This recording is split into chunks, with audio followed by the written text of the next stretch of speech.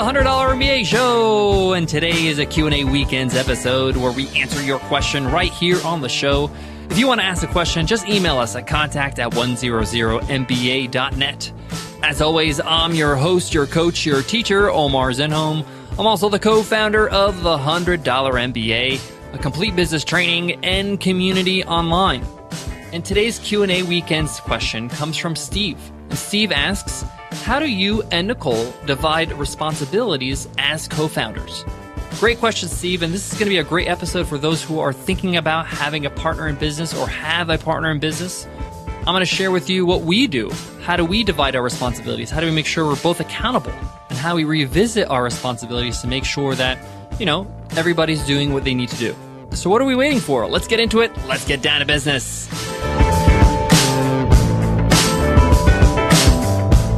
Today's episode of the $100 MBA Show is sponsored by Heroic Public Speaking, the live speaking training event of the year. If you want to be a better public speaker, whether on a video, on a webinar, on a podcast, in an interview, in a negotiation, you got to go to this event. It's one of the best investments I've made. It's one of the best investments Nicole's made.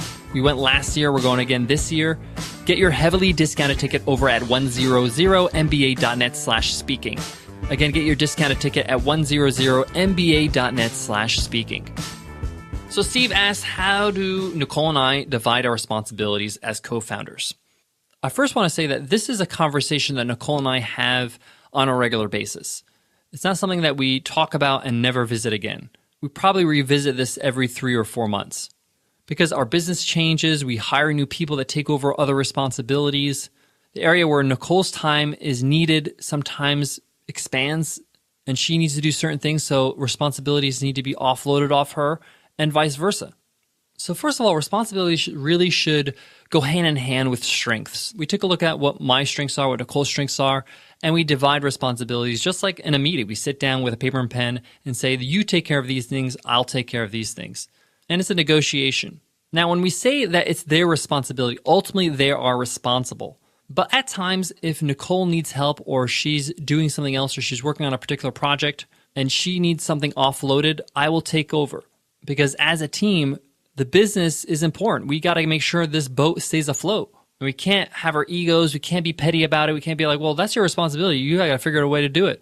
That's not how it works. You got to support each other. Because down the line, I'm going to need the same. I'll have to travel to speak somewhere, or I'll have to do something, and I won't be able to do my part of my responsibilities, and she'll have to take over. So responsibilities are not written in stone, but they're ultimately that person's responsibility. It's their job to make sure that it gets done. It doesn't necessarily mean that they have to do it. Sometimes the other person will do it for them, or maybe an employee will do it for them, but they're ultimately responsible to make sure that that gets completed.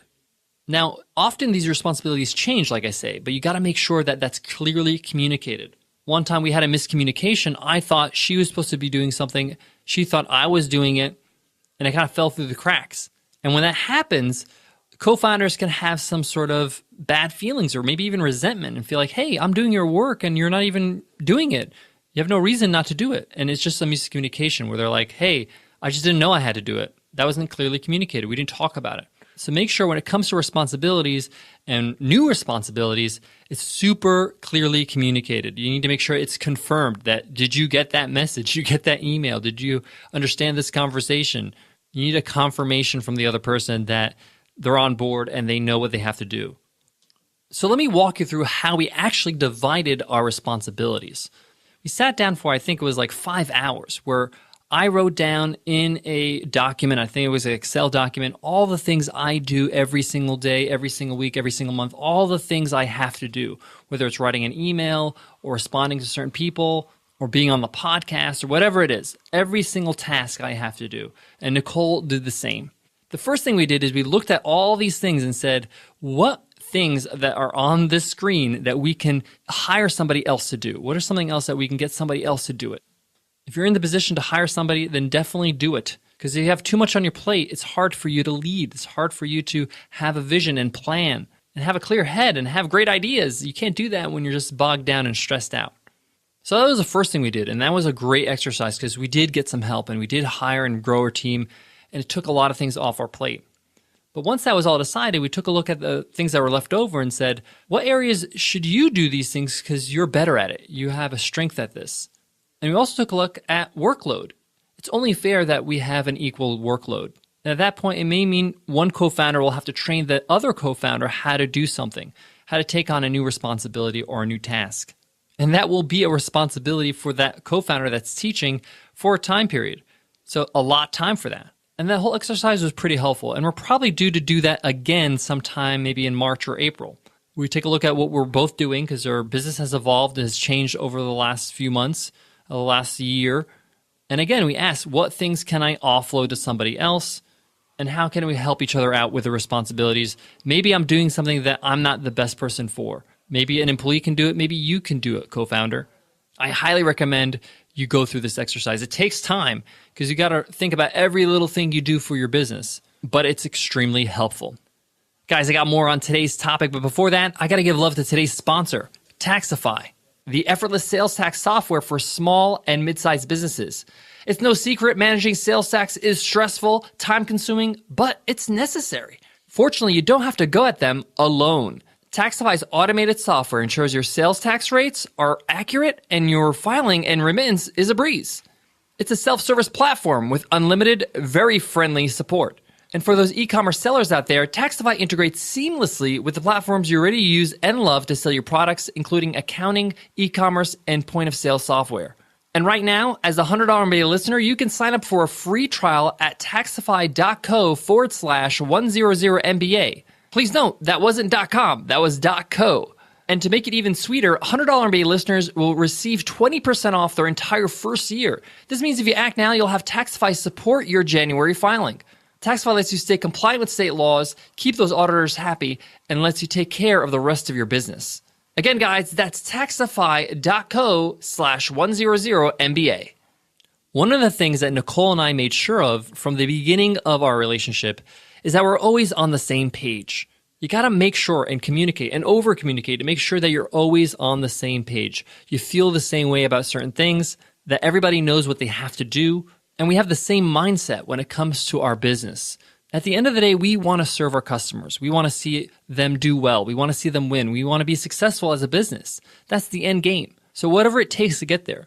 Yes, we have responsibilities. Yes, I know I have to do certain things in my business or I have certain responsibilities to do every single day. But if I have to pick up the slack sometimes and do something that my co-founder has to do, but just can't at the moment, I'm going to do it. And one of the reasons I think Nicole and I are successful is because we check our egos at the door. You got to do that. There's no time for you to puff up your chest and have a huge ego about things. You got to get things done.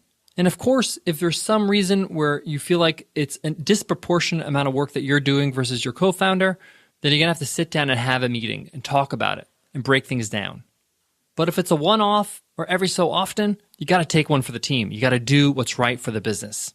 All right, guys, that wraps up today's lesson, and I hope that answers your question, Steve. As always, I just give you my honest answer and my best advice to every single question on Q&A Weekends.